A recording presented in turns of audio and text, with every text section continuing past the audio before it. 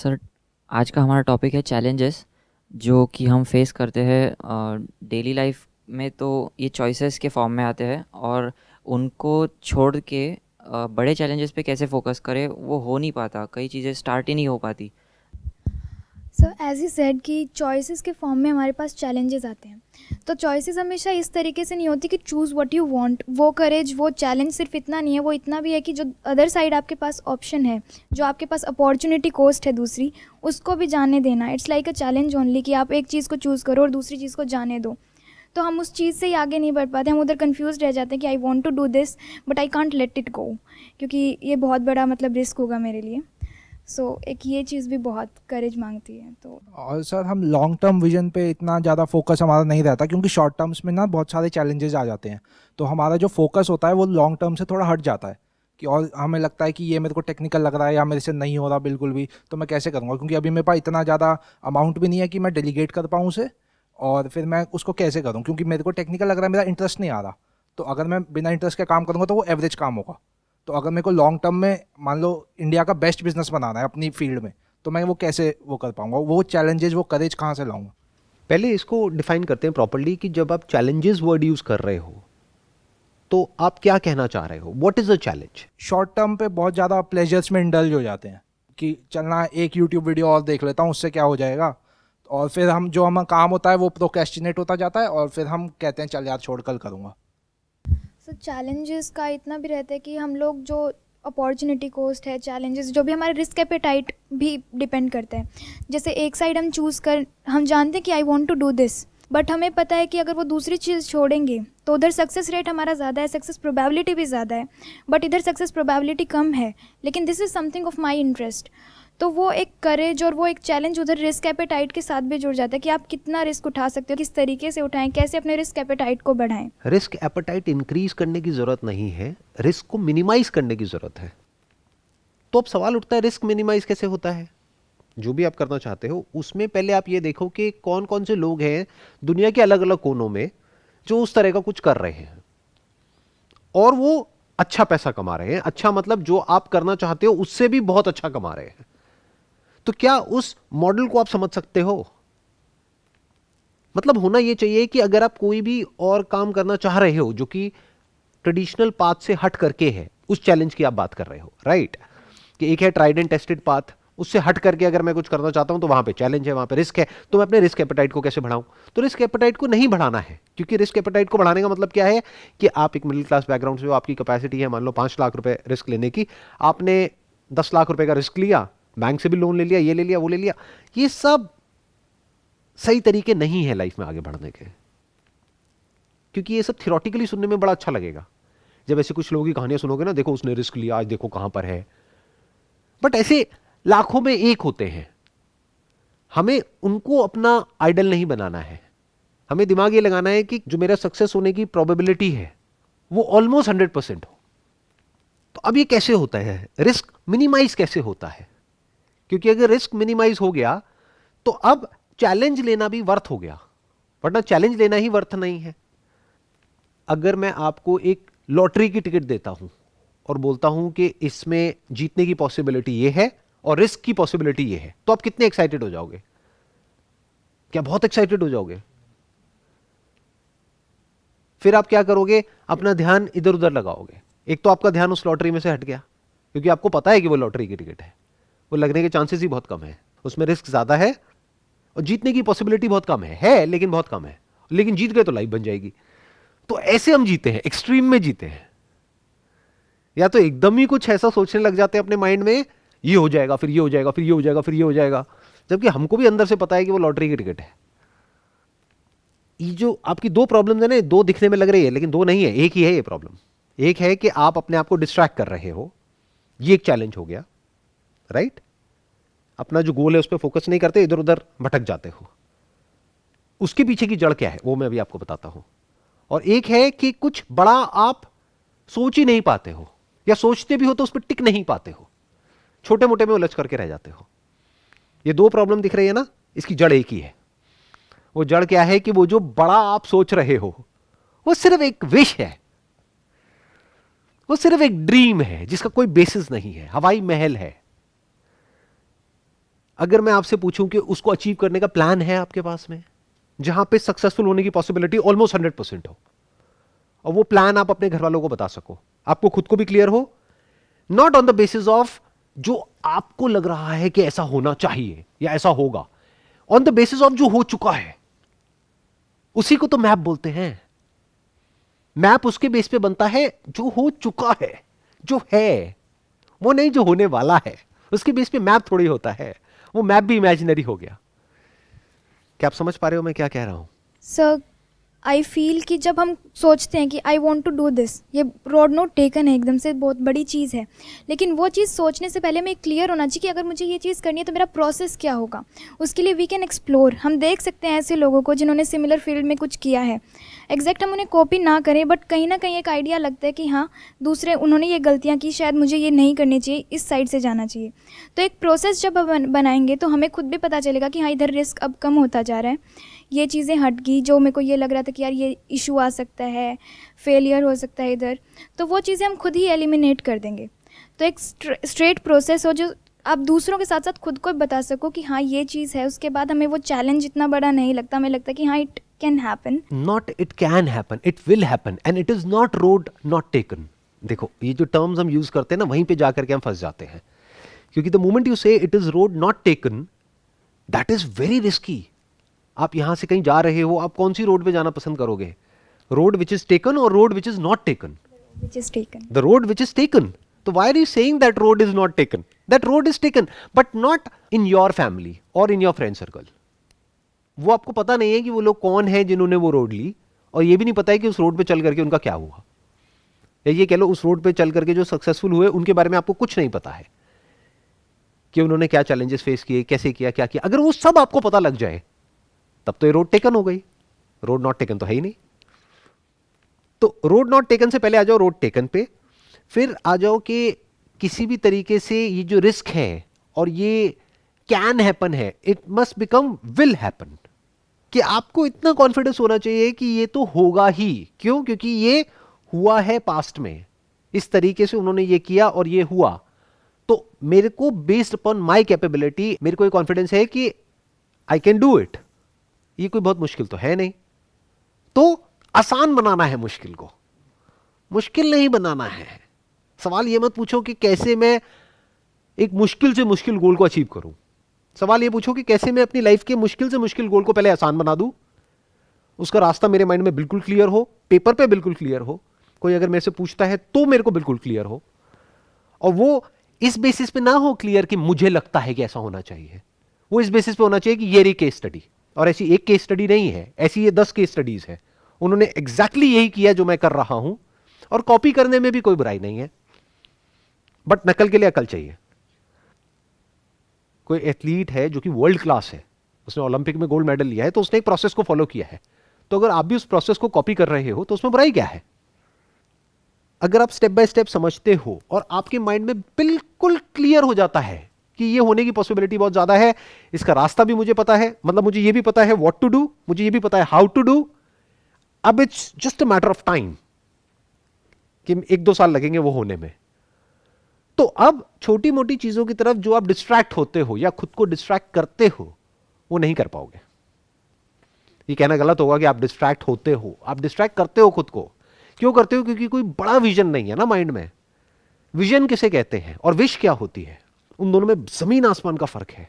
Entrepreneurs जो हैं वो विजन के बेस पे काम करते हैं, विश के बेस पे नहीं करते हैं, विशफुल थिंकिंग के बेस पे नहीं करते हैं। There are lot of people who come with all kinds of wishful thinking. मेरे को मिलते हैं इधर उधर यहां पे वहां पे कि सर हम ये करेंगे वो करेंगे वो करेंगे। मैं कहा कैसे? ऐसे ऐसे ऐसे ऐसे। अच्छा, on the basis of what is the basis of your logic? For example, आप इन्फ्लुएंसर मार्केटिंग में हो, तो अब आपको क्या करना है, वर्ल्ड की जो टॉप 10 इन्फ्लुएंसर मार्केटिंग कंपनीज हैं उन सबके नाम पता है आपको? इंडिया के पता है, इंडिया के पता है, इंटरनेशनल नहीं पता। बट इंडिया में तो अभी ये मार्केट ही इतनी डेवलप नहीं हुई है, अभी तो ये मार्केट अभी फेयरली न्यू है। तो इंडिया में जिसके बारे में आपको पता भी है, उन्होंने खुद ही ज्यादा कुछ अचीव नहीं किया है, तो उसके बेस पे आप ज्यादा बड़ा कुछ नहीं सोच सकते।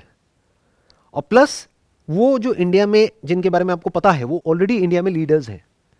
अगर उनको आपने समझ भी लिया कि वो क्या कर रहे हैं, तो you will always be the second best और द थर्ड बेस्ट और फोर्थ बेस्ट और फिफ्थ बेस्ट.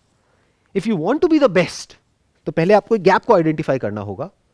वो गैप कहां से दिखेगा? जब इंटरनेशनली आप देखोगे कि इस फील्ड में, जिसको इन्फ्लुएंसर मार्केटिंग बोलते हैं, कि किस किस तरह की एजेंसीज हैं जो ऑपरेट कर रही है, और वर्ल्ड की टॉप 10 एजेंसीज कौन सी हैं, उनकी रेवेन्यूज क्या है, उनकी मार्केटिंग स्ट्रैटेजी क्या है, ऐसा क्या है वो जो 10 के 10 कर रहे हैं जो उन सब में कॉमन है, और ऐसा क्या है जो उन 10 में अलग अलग है. अब उसके बेसिस पे आप किस गैप को पकड़ रहे हो, आपकी जरूरत क्या है. आपके बिजनेस की नीड तो आपको है, बट जो इन्फ्लुएंसर है उसको क्या नीड है? उसको तो कोई नीड नहीं है. उसके पास तो आपकी जैसी और 10 एजेंसीज अप्रोच करेंगी. तो why you, why not somebody else? अगर फॉर एग्जाम्पल मैं एक इन्फ्लुएंसर हूं जो कि पैसा कमाना चाहता हूं, मेरी जो फॉलोइंग है उससे, तो मैं तो उसके साथ जुड़ूंगा ना जो टॉप पर है. आपके साथ क्यों जुड़ूंगा? बुरा तो नहीं लग रहा ना आपको? हाँ, मैं बिल्कुल स्ट्रेट फॉरवर्ड आपसे बात कर रहा हूं. आपको इस तरह के सारे सवालों को अपने आप से पूछना पड़ेगा कि मेरे को अपने आप को छोड़ करके, यानी अपने बिजनेस को छोड़ करके, यह समझना पड़ेगा इन्फ्लुएंसर की लाइफ में क्या चल रहा है, उसकी क्या प्रॉब्लम है, और क्या उसका कोई सोल्यूशन दे पा रहा है या नहीं दे पा रहा है. अगर आप उसको कोई ऐसा सोल्यूशन दे पाओ जो और कोई नहीं दे पा रहा है, या कोई ऐसी डील दे पाओ, या कुछ ऐसा कर पाओ जो और कोई सोच भी नहीं रहा है इस वक्त इंडिया में, तब आपके लिए एक जगह है इस बिजनेस में. नहीं तो कोई जगह नहीं है. You got it? आपको पूरी प्रॉपर स्ट्रैटेजी मिली ना सर? एक पूरा स्ट्रक्चर मिल गया. एग्जैक्टली मतलब अब आपको पूरा इंटरनेशनली स्टडी करना पड़ेगा. अपनी विजन को बड़ा करो. इन्फ्लुएंसर इन्फ्लुएंसर होता है, चाहे वो इंडिया में हो, चाहे यूएस में हो, यूके में हो, कहीं पर भी हो. उसका जो बेसिक साइकी है वो सेम होता है. They want to make money as fast as possible and as much as possible. क्या आप उसको वो स्ट्रक्चर दे सकते हो, और क्या उसके माइंड में वो ट्रस्ट को एस्टैब्लिश कर सकते हो कि वो आप पे ट्रस्ट करे? वो ट्रस्ट कैसे बिल्ड होता है? हो सकता है इंडिया में कोई और इस चीज को ना समझता हो सकता है आपको लगता है कि मैं समझता हूं, लेकिन आप एक्चुअल में नहीं समझते हो. यहां से शुरू करो. Beginning of entrepreneurship is that I don't know. It's not that I know. क्योंकि अगर आप कहते हो कि मुझे नहीं पता, तभी तो आप जान लगाओगे ना. जानने के लिए कि इंडस्ट्री कितनी बड़ी है, आपके सब कुछ टिप्स पे होना चाहिए. मैं आपसे पूछता हूं, वर्ल्ड वाइड इसकी क्या मार्केट साइज है, यूएस में इसका मार्केट साइज क्या है, इंडिया में क्या है, पोटेंशियल क्या है. अभी 2022 में ये है, तो 2030 में क्या होने वाला है, ईयर ऑन ईयर कितना ग्रोथ होगा. जो और डेवलप्ड इकोनॉमीज हैं वहां पर कितना कितना बिजनेस कौन कौन सी फर्म कर रही है और कैसे कैसे कर रही है, उनकी क्या स्ट्रैटेजी है, उनके साथ में कौन कौन से इन्फ्लुएंसर्स हैं, और वो इन्फ्लुएंसर्स के थ्रू और क्या क्या कर रही हैं. क्या आप सिंपल इन्फ्लुएंसर को ये बोल रहे हो कि मैं तुम्हें एडवर्टाइजर से कनेक्ट करता हूं, तो वो तो हर कोई बोल रहा है. और can you give him a revenue stream जो और कोई सोच भी नहीं पा रहा है, ऑन द बेसिस ऑफ जो इंटरनेशनली हो रहा है. सर अगर इसमें हम प्राइस सेंट्रिक में खेलें, प्राइस सेंट्रिक मार्केट की जो मैं प्रोवाइड कर रहा हूँ किसी को, एक तो वो बाकी जो टॉप की हैं उनसे नीचे है, प्लस जो मेरी पर्सनालिटी है, जैसा मैं हूँ, मेरे पे आप पूरा ट्रस्ट कर सकते हो, क्योंकि मैं सब कुछ आपको क्लैरिफाई करके दूंगा on paper with a stamp, कि कंपनी के स्टैम्प के साथ कि ये आपके साथ होगा. इसको ऐसे समझो कि अभी मैं एक इन्फ्लुएंसर हूं, मान लेते हैं, और मैं ये सब पैसे के लिए कर रहा हूं. अब आप मेरे पास में आए और आपने आकर के ये सब बातें बोली कि मैं ऐसा हूं वैसा हूं. मैं कहूंगा मुझे क्या पता आप कैसे हो, हम पहली बार मिल रहे हैं. That is one. दूसरा, मैं आपसे पूछूंगा अभी तक आपने क्या किया है, कौन कौन से इन्फ्लुएंसर्स आपके साथ जुड़े हैं. आप कहोगे मुझे 2 महीने हुए शुरू करे हुए. तो जो भी अभी तक आपने कहा उसके बेस पे आप कहोगे मैं ये सस्ता दे रहा हूं, तो मैं कहूंगा हाँ वो तो आप सस्ता दोगे ना, आप नए हो, आप अभी सारी बातें करोगे ही कि मैं ये कर दूंगा, एग्रीमेंट कर दूंगा, ये कर दूंगा, वो कर दूंगा, बेसिस ऑफ दिस. बट मेरी तो एक रिलेशनशिप ऑलरेडी है उस कंपनी के साथ में, तो आई एम नॉट इंटरेस्टेड. खत्म.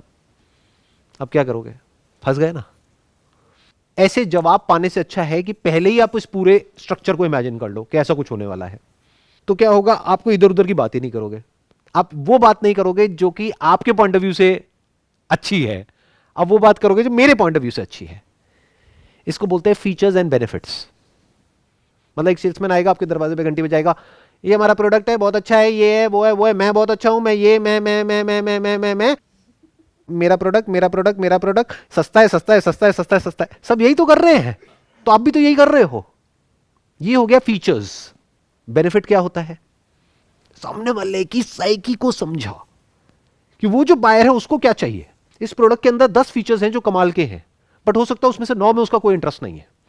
जैसे एक मोबाइल आप खरीदने जाते हो, उसमें जितने फीचर्स होते हैं सारे यूज करते हो क्या? तो कोई मोबाइल को किसी वजह से ले रहा है, कोई किसी वजह से, कोई किसी वजह से।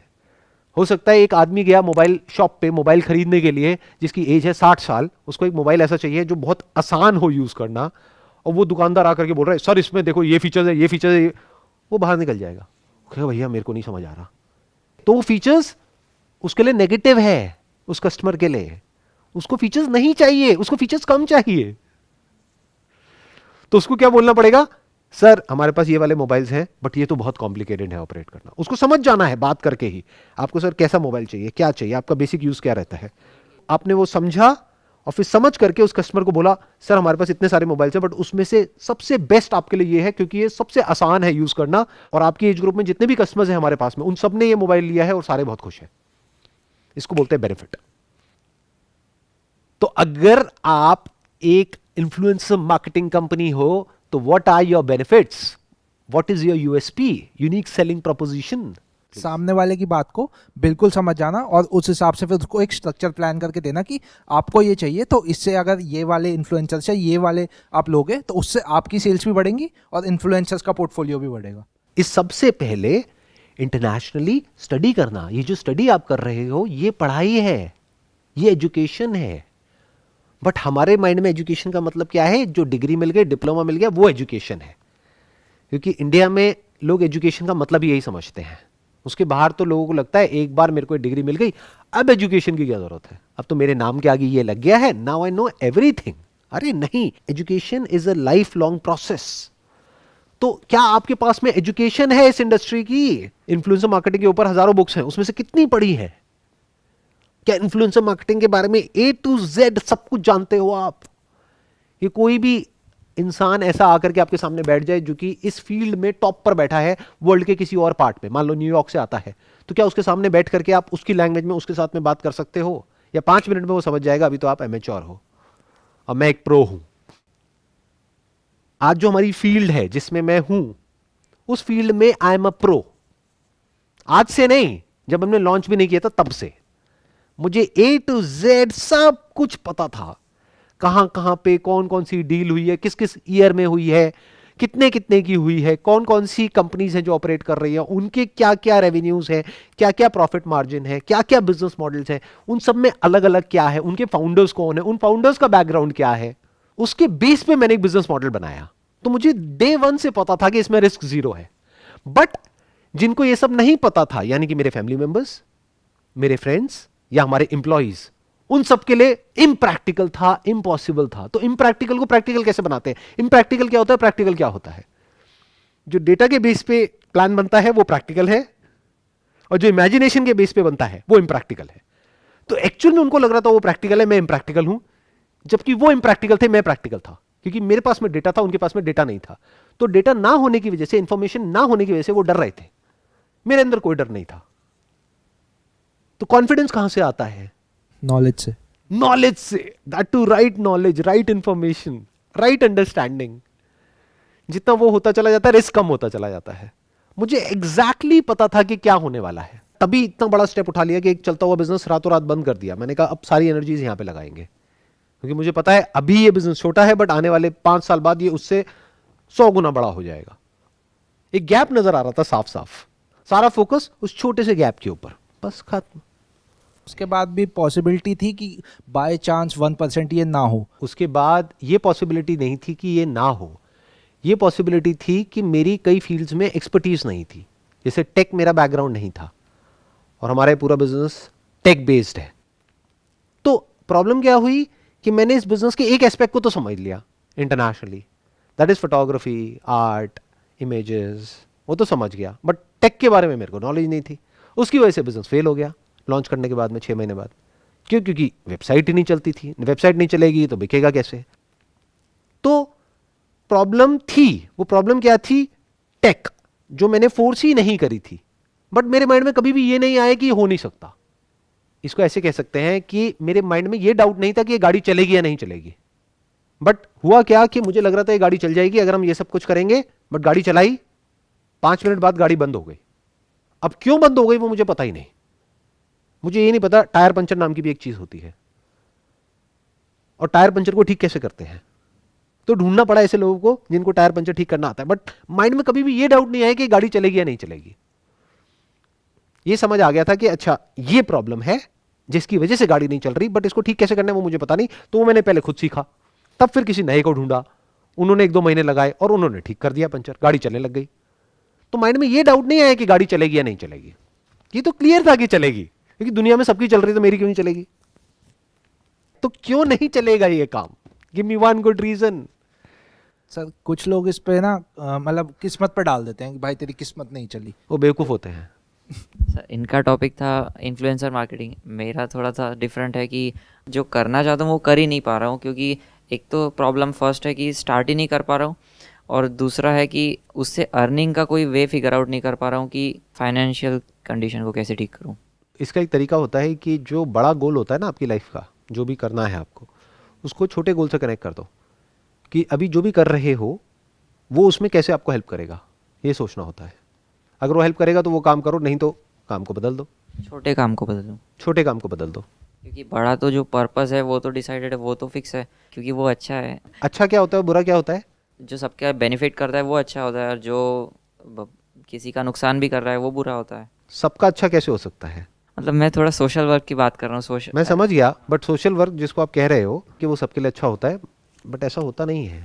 अब मैं एग्जैक्टली बताऊँ, अगर एजुकेशन सिस्टम तो उसमें परिवर्तन लाना है तो वो तो सबके लिए अच्छा होगा।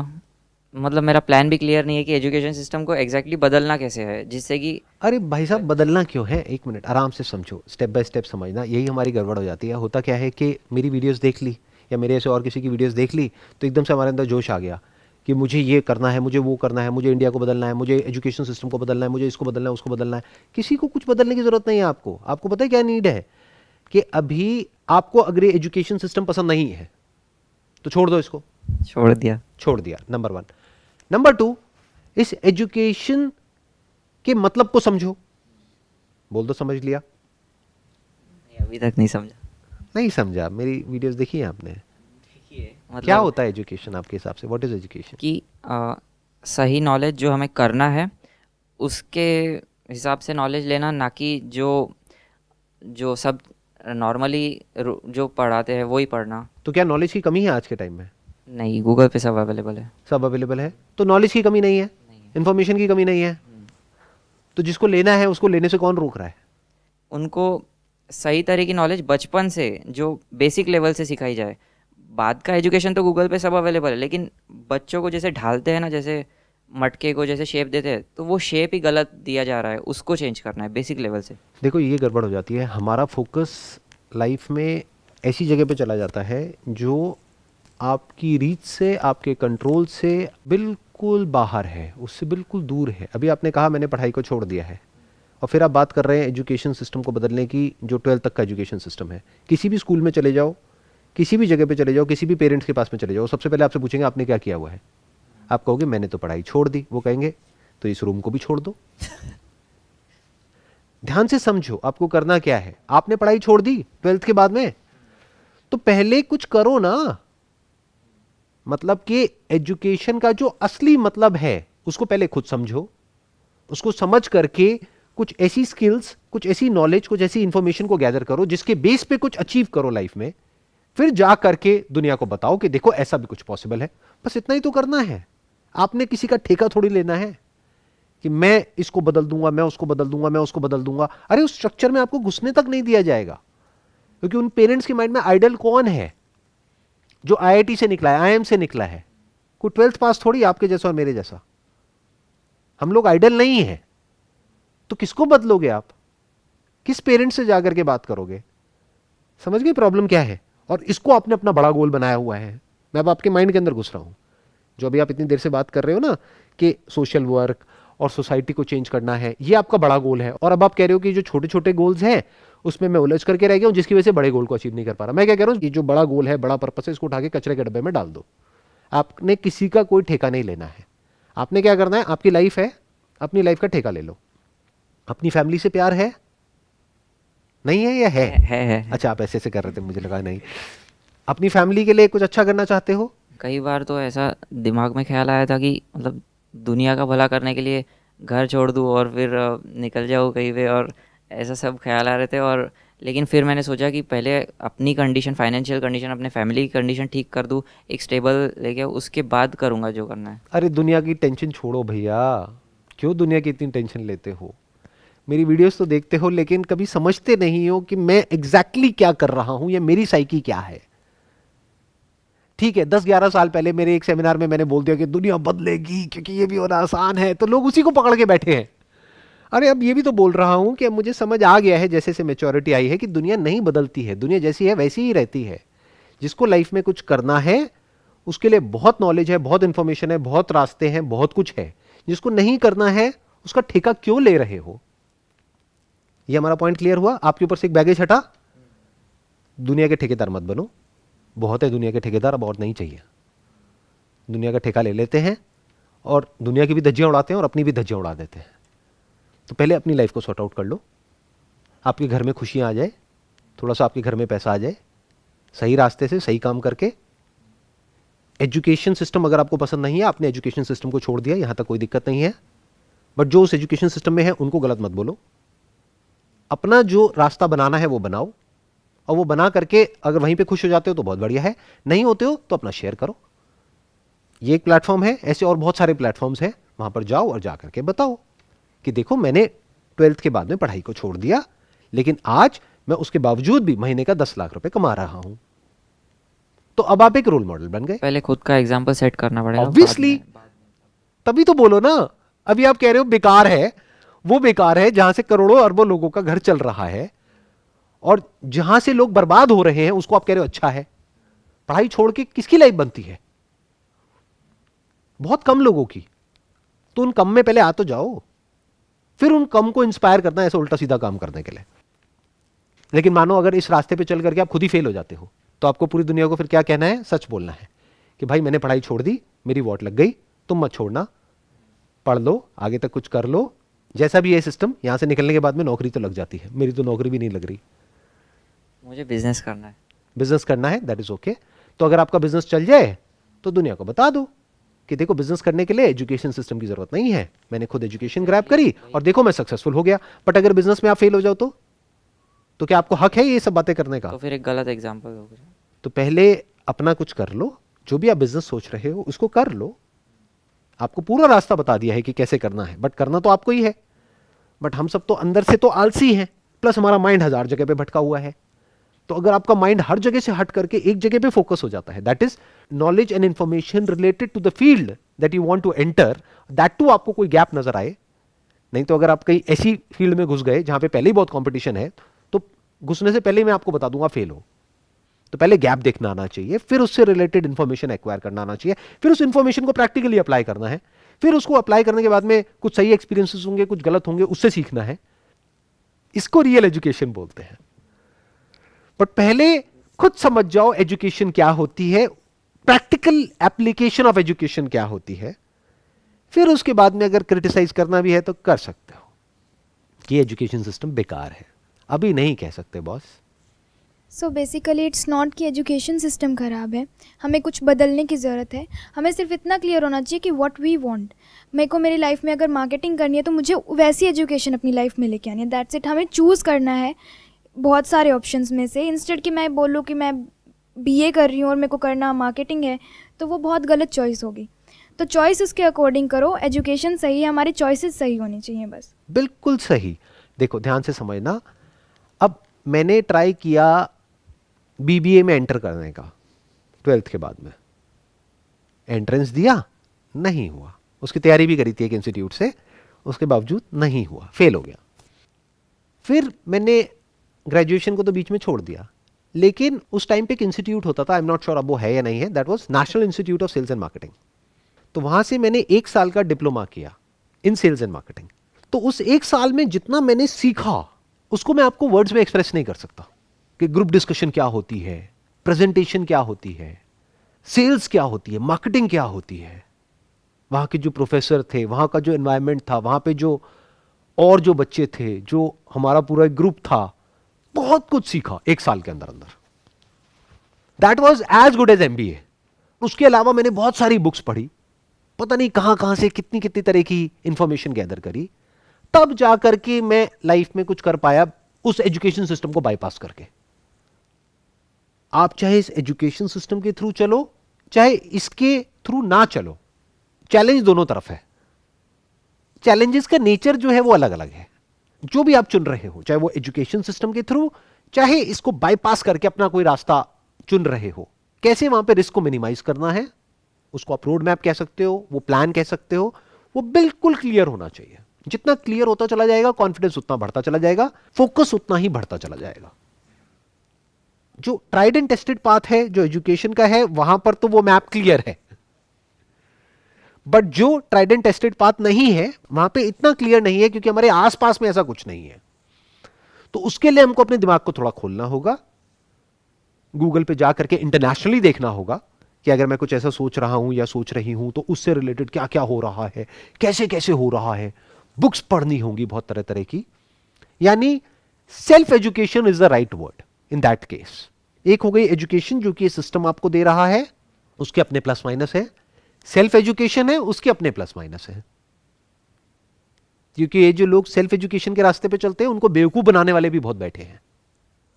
गेट रिच, कोई कि इसमें पैसा डाल दे, तेरा रातों रात डबल हो जाएगा। या अगर आपको डिजिटल मार्केटिंग सीखनी है तो ये मेरा इंस्टीट्यूट है, आ जाओ, मैं आपको कोर्स कराता हूं। और वो जो करा रहा है उसने खुद ही कुछ नहीं किया है उस फील्ड में। हाँ, उसको एबीसीडी भी नहीं पता। प्राइस देता है 500 रुपए की, 500 रुपए का कोर्स है, तू सीख जाएगा और फिर प्रैक्टिकली करना शुरू कर देगा। 500 रुपए में तो चलो आपका कुछ नहीं गया, बट अगर आपने 20,000 का कोर्स किया तब तो आपका सब कुछ चला गया। घर वालों का आपके ऊपर से फेथ ही हट गया और उस 20,000 में कुछ सीखा ही नहीं। सबसे बड़ा माइनस पॉइंट क्या है सेल्फ एजुकेशन का, कि आपको पता ही नहीं है कि वो जो एजुकेशन आप जहां से ले रहे हो वो जेन्युइन है या फ्रॉड है। जाकर के गूगल पे सर्च करो डिजिटल मार्केटिंग कोर्सेज, इतने कोर्सेज आ जाएंगे जिसकी कोई हद नहीं है। उसमें से 90% फ्रॉड होंगे। तो आपको समझना पड़ेगा कि वो जो कोर्स जो आपको करा रहा है या करा रही है, उसका खुद का बैकग्राउंड क्या है, उसकी इंटेंशन क्या है। कि आपसे बस किसी भी तरीके से पैसा ले लेना, आप जाओ भाड़ में, या फिर उसका यह है कि एक्चुअल में अपनी नॉलेज को शेयर करना है। तो हो सकता है वो 200 रुपए की बुक में सारा कुछ शेयर कर दिया हो उसने। तो जब 200 रुपए में आपका काम हो रहा है तो 20,000 रुपए का कोर्स क्यों ले रहे हो। और वो जो 200 रुपए की बुक है जिसने लिखी है, उसने एक्चुअल में $200 मिलियन कमाया है डिजिटल मार्केटिंग के थ्रू। और वो जो आपको 20,000 का कोर्स बेच रहा है, उसकी इनकम सिर्फ और सिर्फ यहीं से आ रही है। उसने डिजिटल मार्केटिंग से $1 भी नहीं कमाया पूरी लाइफ में, सिर्फ बातें हैं उसके पास। तो ऐसे लोगों के पास क्यों जाते हो। ऐसे सवाल अपने आप से पूछने होते हैं। ये सब चैलेंजेस हैं इस पाथ के ऊपर जिसको सेल्फ एजुकेशन बोलते हैं। Wish you all the very best. It was pleasure talking to all of you.